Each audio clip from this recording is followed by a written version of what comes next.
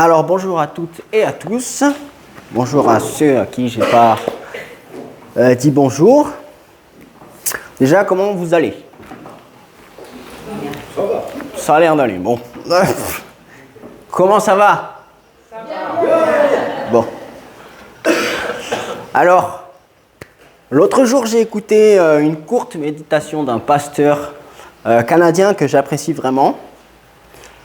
Et il parlait d'identité et de nouvelle naissance. Donc c'était une courte méditation. Voilà, ça dure à peine un quart d'heure. Et j'ai voulu approfondir le sujet. Et donc aujourd'hui, le titre de ce message, ce sera l'étiquette et l'identité. L'étiquette ou l'identité. Donc vous inquiétez pas, j'ai pas fait de plagiat, hein. Ça m'a juste inspiré. Donc pour commencer, j'aimerais vous poser deux questions. La première, c'est qui pensez-vous être? Qui pensez-vous être dans la société, au travail, dans votre famille, n'importe où? Et la deuxième, qui dites-vous que je suis? Donc je vous ai donné un petit papier tout à l'heure à chacun. Vous pouvez l'ouvrir. Et la question, c'est la première. Qui pensez-vous être? D'accord? Alors, je vous ai aussi donné un stylo. Répondez à la première question individuellement. Ne mettez pas votre nom, votre prénom. Ça doit rester complètement anonyme. Et pourquoi ça doit être anonyme? Parce que j'ai envie que vous soyez sincère. Moi, je l'ai fait aussi. Mon petit papier, il est prêt. Soyez sincère avec vous-même. Soyez sincère sur ce que vous allez écrire. Sur qui vous pensez être dans la société, au travail, en famille. Moi, je vous donne des exemples. Je suis laveur de WC, je suis introverti, j'habite à un quartier pauvre, les gens me reprochent d'être comme ci ou comme ça. Ou alors, je suis le meilleur, je suis trop beau, je suis trop joli, je suis... Voilà, je vous laisse y répondre, d'accord? Faites ça assez rapidement quand même, qu'on ne prenne pas 3 quarts d'heure à faire ça. Et ensuite, je vais demander à Manu pour ramasser tout ça. Si c'est possible. Oui, allez-y, répondez, écrivez. Qui pensez-vous être? Dans la société, au travail, en famille, n'importe où. Qui vous pensez être?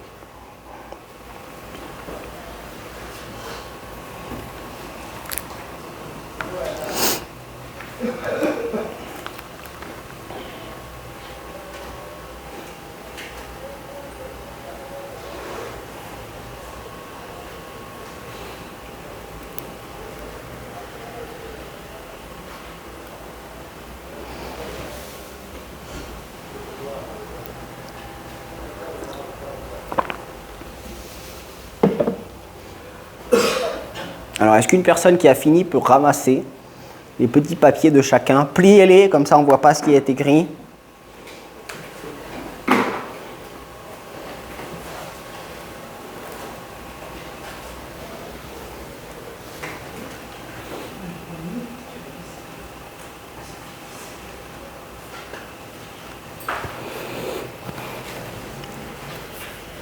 Ne vous inquiétez pas, il n'y a aucun jugement, il n'y a rien du tout. De toute façon, on ne saura pas qui a écrit quoi, donc voilà.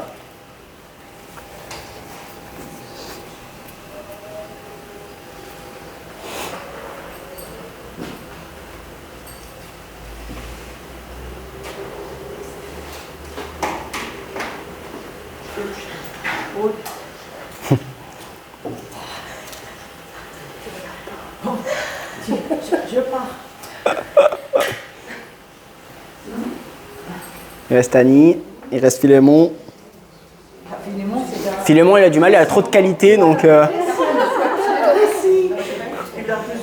Trop de qualité, le papier est pas assez gros. Pardon. Voilà. Et là, vous vous dites, je vais l'ouvrir. Eh ben non. Pas tout de suite. Donc on ouvrira tout ça après. On va passer directement à la deuxième question. Gilles, je compte sur toi. La deuxième question, c'est, si tu peux l'afficher, qui dites-vous que je suis? Je vais vous afficher des personnages avec leur nom. Alors le but, s'il vous plaît, ne parlez pas tous en même temps, mais je vais vous demander de, quand vous lisez le nom du personnage, de me donner la première chose que vous direz de cette personne. D'accord? Donc Gilles, s'il te plaît, on passe au premier. Gédéon. Alors s'il vous plaît, une ou deux personnes peuvent me dire, quand ils voient le nom Gédéon, qu'est-ce qu'il peut dire? Qu'est-ce qu'il pense qu'il est? Pas sûr de lui.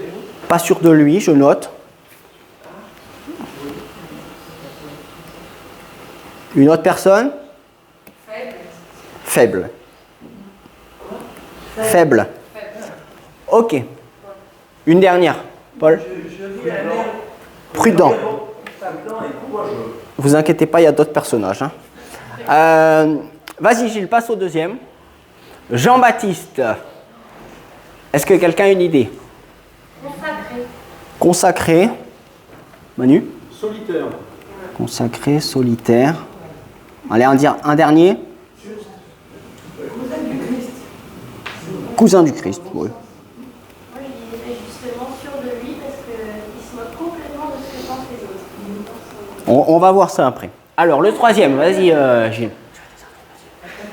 David. Adorateur. Engagé. Engagé. Ou à la fougue. Fougue de la jeunesse. Foi de la jeunesse. Polyvalent. Beau, c'est vrai. Polyvalent. Non, David, il attire. Vas-y, Gilles, s'il te plaît, pour la dernière. Rahab. Vous vous souvenez de Rahab? C'est la prostituée qui a aidé les deux personnes. Est-ce que quelqu'un a une idée? Courageuse, on va le mettre. Intelligente. Courageuse. Intelligente. Prévoyant. Humble et prévoyante. Allez, c'est bon. Prévoyante. Ok. Bon, merci à tous pour votre participation. Gilles, pour l'instant, tu t'arrêtes là, s'il te plaît. Merci.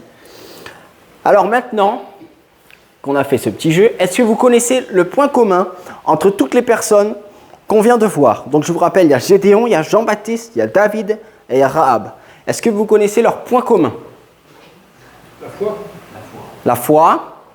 La crainte du Seigneur. Ouais. Rappelez-vous, mon thème c'est l'étiquette et l'identité. Alors c'est vrai qu'ils ont la foi. Mais un des points communs qui les caractérise tous, il y en a d'autres bien sûr, c'est qu'ils ont tous une mauvaise estime d'eux-mêmes à cause de l'étiquette que le monde leur a donnée ou qu'eux-mêmes se sont donnés. Donc, pour eux et pour ce monde, ces personnes-là n'ont pas d'avenir. Ils sont laissés de côté, parfois même par leur propre famille. Mais voici ce que Dieu dit. 1 Corinthiens 1, 27 à 29. Mais Dieu a choisi les choses folles du monde pour confondre les sages. Dieu a choisi les choses faibles du monde pour confondre les fortes. Et Dieu a choisi les choses viles du monde et celles qu'on méprise, celles qui ne sont point, pour réduire à néant celles qui sont, afin que nulle chair ne se glorifie devant Dieu. Et cette parole est vraie. Si on les reprend, Jean-Baptiste, il est né d'une femme stérile. Donc il est quand même fils du miracle. Mais il va passer ses jours dans le désert, dans un désert aride. Il va manger des sauterelles, du miel sauvage. Il est habillé en peau de chameau.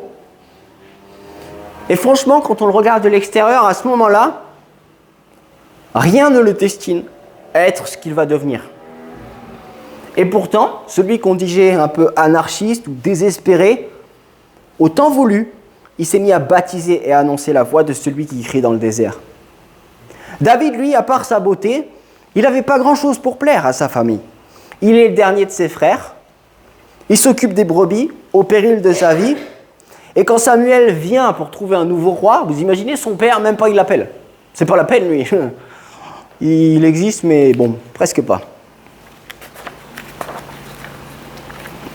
Mais Dieu ne va pas s'arrêter là. Et il va quand même le placer roi. Gédéon, lui, il ne s'estime pas beaucoup. Et quand l'ange de l'Éternel apparaît, il donne tout son misérable CV qui pourrait justifier qu'il n'est pas du tout à la hauteur. Mais Dieu va l'utiliser pour vaincre Madian. Et enfin, Rahab, elle est prostituée. En plus, c'est une femme. Son CV, il ne fait pas beau à voir. Et pourtant, le Seigneur l'épargnera, elle et sa famille, lors du jour de l'assaut d'Israël. Maintenant, on va faire un petit peu de lecture. J'aimerais vous donner l'étiquette de ces personnages, que ces personnages ont reçu de leur entourage ou d'eux-mêmes, par eux-mêmes. Et ensuite, mettre en valeur ce que Dieu a quand même fait avec ces personnes. Et quelle, non pas étiquette, mais quelle identité Dieu leur a donnée. Jean-Baptiste, Marc 1, du verset 2 à 8. « Voici, j'envoie devant toi mon messager qui préparera ton chemin. C'est lui la voix de celui qui crie dans le désert. Préparez le chemin du Seigneur. Aplanissez ses sentiers. » Jean parut, baptisant dans le désert, prêchant le baptême de la repentance pour la rémission des péchés. Tout le pays venait à lui. Et voyez son étiquette. Jean avait un vêtement de poil de chameau, une ceinture de cuir autour des reins. Il se nourrissait de sauterelles et de miel sauvage. Et plus loin, dans Matthieu 11, 7 à 14, Jésus va poser la question au peuple, mais qui êtes-vous allé voir dans ce désert là-bas ? Un prophète ? Et même il va dire, plus qu'un prophète. C'est lui dont il est écrit, voici j'envoie mon messager devant ta face pour préparer ton chemin devant toi. Donc Jean-Baptiste, on fait le résumé. L'étiquette, c'est quoi ? Vêtements sales. Ah, ces vêtements, ils puent, quoi. Il se nourrit de choses. Vous imaginez la laine à se bouffer que des sauterelles. Mais c'est tombé. Il vit dans le désert. Donc c'est un marginal. Il est à part de la société. Et d'ailleurs, les pharisiens vont dire, mais lui, il est fou. Donc ça, c'est l'étiquette que les gens lui donnent. Mais quelle identité Dieu va lui donner ? L'identité en Christ, c'est qu'il est plus qu'un prophète. Et il est messager pour annoncer plus de 400 ans plus tôt, c'est le messager annoncé plus de 400 ans plus tôt, l'Élie qui devait préparer le chemin de Christ. Maintenant, passons à David. 1 Samuel 16. Il faisait paître les brebis, et Samuel arrive, et il entre dans la maison d'Isaïe. Et lorsqu'ils entrèrent, il se dit, en voyant Eliab, donc l'aîné, certainement, lui, c'est lui qui sera le roi. Et l'Éternel dit à Samuel, ne prends point garde à son apparence, à la hauteur de sa taille. Moi, je l'ai rejeté. L'Éternel ne considère pas ce que l'homme considère.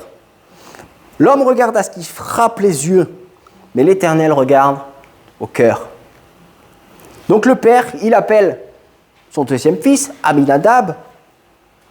Samuel dit, eh bien non, l'Éternel n'a pas choisi celui-ci non plus. Et donc Isaïe fait passer tous ses fils un par un, et l'Éternel les rejette un par un.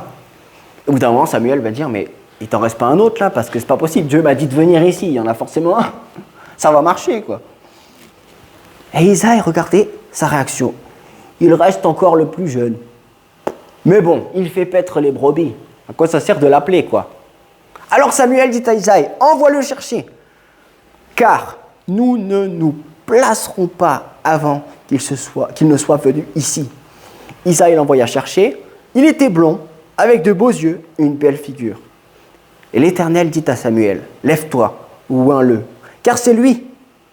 Samuel prit la corne d'huile, loignée au milieu de ses frères, l'Esprit de l'Éternel saisit David, et à partir de ce jour et dans la suite, Samuel se leva et s'en alla à Rama. Donc on refait le plan. David, l'étiquette, c'est le dernier de ses frères. Il paie les brebis. Il n'est même pas présenté quand Samuel arrive devant son père. Donc il est bien moins considéré que tous ses autres frères. Il est mis à l'écart. Il n'est pas le plus grand, c'est pas le plus costaud.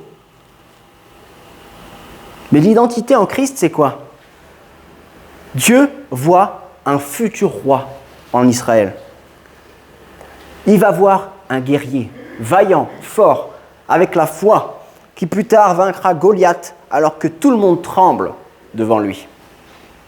Et il le vaincra, non pas avec une armure, avec une fronde et un caillou. Gédéon 6, 12 à 16. L'ange lui apparut, l'Éternel est avec toi, vaillant héros. Ah, Gédéon lui dit, ah, mon Seigneur, si l'Éternel est avec nous, pourquoi toutes ces choses nous arrivent-elles ? Où sont les prodiges que nos pères nous racontent quand ils disent « L'Éternel ne nous a pas fait monter hors d'Égypte? Maintenant, tu nous abandonnes et tu nous livres entre les mains de Madian. » L'Éternel se tourna vers lui et dit « Va, avec cette force que tu as, et délivre Israël de la main de Madian. N'est-ce pas moi qui t'envoie ?» Gédéon lui dit, et là il sort son CV, « Ah, Seigneur, mais avec quoi je vais délivrer Israël, moi? Ma famille, c'est la plus pauvre de Manassé, et en plus, dans cette famille la plus pauvre, moi je suis le plus petit de la maison de mes pères. » Mais l'Éternel lui dit, « Je serai avec toi, et tu battras Madian comme un seul homme. » L'étiquette de Gédéon, c'est que sa tribu, c'est la plus pauvre. Et dans cette tribu la plus pauvre, c'est le plus petit. Vous imaginez? C'est comme s'il habitait à Caille, et c'était le plus petit de Caille. Il ne peut pas prétendre à la guerre. C'est impossible. Personne ne le choisirait pour partir à la guerre. Mais son identité en Christ, c'est quoi? C'est qu'il sera le futur libérateur d'Israël. Et qu'il vaincra Madian avec combien? 300 hommes. Et enfin Rahab. Hébreux 11, 31. C'est par la foi que Rahab, la prostituée, ne périt pas avec les rebelles, parce qu'elle avait reçu les espions avec bienveillance. Vous vous rappelez de Rahab? Cette femme, elle est dans une maison devant les murailles de la ville, et il y a les espions qui arrivent. Mais elle sait. Elle sait que la colère de Dieu va ravager sa ville. Et par la foi, elle va accepter de cacher les espions, de les faire sortir. Et en retour de cette foi, comme Abraham l'a fait, en retour de cette foi lui fut imputée à justice. Et Dieu ne l'a pas condamnée, et l'a relevée. Son étiquette, elle n'est pas très belle. Ce que les gens disent d'elle, c'est qu'elle est prostituée. Elle est femme de mauvaise vie. Elle ne peut pas être juste devant Dieu. Impossible. Et en plus, elle n'est pas juive. Oh! Mais Christ, qu'est-ce qu'il voit en elle? La foi lui sera imputée à justice. Elle ne mourra pas. Et vous savez quoi? Elle va devenir arrière-grand-mère de David. Elle sera, si vous lisez Matthieu, elle sera dans la généalogie de Christ. Une femme qui n'est même pas juive sera dans la généalogie de Christ. Pourquoi? Parce qu'elle a eu la foi. Toutes ces personnes, pour le monde ou pour eux-mêmes, n'étaient destinées à rien. Mais Dieu a choisi ces personnes pour que sa gloire se manifeste. Et il y en a un autre qui a joué à notre jeu. Il s'appelle Christ. Matthieu 16, de 13 à 19. Jésus, étant arrivé dans le territoire de Césarée de Philippe, demanda à ses disciples, « Que dit-on que je suis, moi, le Fils de l'homme ?» Et ils répondirent, « Les uns disent que tu es Jean-Baptiste, les autres Élie, les autres Jérémie ou un prophète. Et vous, qui dites-vous que je suis ?» Et Simon va lui répondre, « Tu es le Christ, le Fils du Dieu vivant. » Jésus va lui dire, « Tu es heureux, fils de Jonas, car ce n'est pas la chair et le sang qui t'ont dit ça, mais c'est l'Esprit de Dieu. » Bienheureux ceux qui reconnaissent Christ comme le Fils du Dieu vivant. Christ, né, l'étiquette, on revient sur l'étiquette de Christ, né à Bethléem. Bethléem, c'est quoi? La moindre ville de Juda, la plus petite ville de Juda. Né de quoi? Pas de personne noble, d'une femme, d'un homme, un charpentier. Ésaïe 53 nous dit qu'il n'a ni éclat, ni beauté. Il n'a rien pour plaire, Jésus. Et pourtant, son identité pour le Père, c'est qu'il est fils de Dieu. Vous imaginez? Ça revient à ce qu'on disait tout à l'heure. Dieu se sert des choses faibles du monde pour confondre les fortes. Il choisit les choses viles du monde et celles qu'on méprise, celles qui ne sont pas, pour réduire à néant celles qui sont. Tous ces exemples-là nous montrent que même si le monde dit de mauvaises choses sur Christ, nous devons rester fermes quant à son identité céleste. Et de même pour nous, nous devons passer au-dessus de l'étiquette que l'on nous donne ou que l'on se donne. Et pour finir, il faut faire attention à ne pas mettre des étiquettes sur ceux qui nous entourent. Parce que Christ regarde au cœur. Nous, on regarde à ce qu'on voit, mais Christ regarde au cœur. Je vais ouvrir quelques-unes de nos réponses.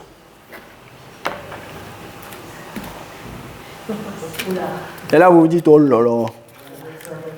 Ne vous inquiétez pas, on ne sait pas qui c'est. Un père qui pourvoit. Voilà. C'est joli. Une enfant de Dieu. Beau ça. Relationnel. Dieu. Machin truc contre l'injustice. Non, j'ai pas tout compris. Mais c'est beau. Actionneur ou frein suivant. Donc lui, il pense être une voiture.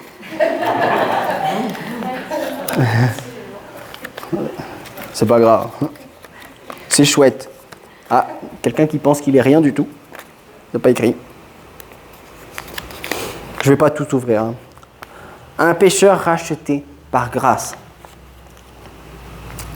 Pourquoi je vous ai fait faire ça, à votre avis? Je vous ai fait faire ça pour éveiller en vous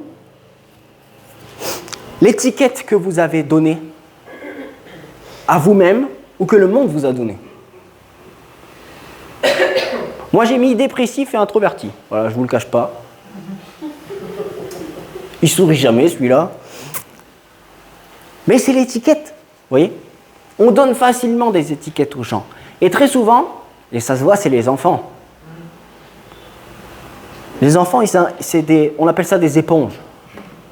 Donc quand on leur dit « t'es comme ça », ils vont dire « ben moi je suis comme ça ». C'est important l'étiquette qu'on se donne et qu'on donne aux autres. Ça leur donne une valeur ou non. C'est pour ça que nous, et j'aime bien les réponses qui sont écrites, pécheurs rachetés par Dieu, fils et filles de Dieu, c'est ce que nous sommes devenus. Combien de fois vous êtes nés? 2 fois. Bravo. Moi 3. Non, 2,5. Avec la greffe. Eh oui. Donc, si on est là, c'est qu'au minimum, on est né 2 fois. Une fois du ventre de notre mère et une fois en Christ. Et qu'est-ce que dit Dieu? Les choses sont devenues nouvelles et nous avons revêtu une nouvelle identité. Nous sommes une nouvelle créature. Donc les étiquettes du passé, elles sont oubliées. Elles sont enfouies sous la mer. Et Dieu regarde à notre cœur. Et maintenant, je pense qu'on peut rajouter une ville parmi les personnages qu'on a cités. C'est Bethléem. Elle était, comme je vous l'ai dit, la moindre des maisons de Juda. Et pourtant, Dieu a choisi de faire naître dans cette petite ville son fils unique qui sauvera le monde. Et maintenant, Gilles, si tu veux bien mettre la dernière photo. Moi, ça m'a fait penser à un lieu bien particulier.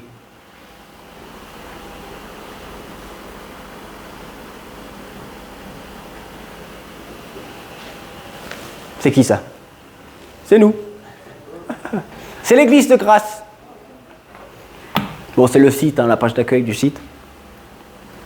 Ça m'a fait penser à nous, à notre église, un lieu bien particulier. Un petit peu comme Bethléem, n'est-ce pas? La moindre des églises de Grasse. Celle où il n'y a plus personne quasi. Les gens autour de nous disent « Ah, cette église-là, il n'y a plus personne. Bon, je ne vois même pas pourquoi vous continuez. » J'ai entendu tout dire. « Oh, là-bas, il n'y a que des querelles. Bah, allez, pourquoi tu vas là-bas, toi ?» L'étiquette. Ça, c'est l'étiquette qu'on a donnée à l'église évangélique protestante de Grasse. Mais, quelle identité nous donne Jésus-Christ? Si c'est affiché là, ça veut dire que nous sommes sa maison. Ça veut dire que la présence de Dieu habite ici. Et ça veut dire que l'identité de cette église, c'est Église, corps de Christ, épouse de Christ. C'est ça qui importe.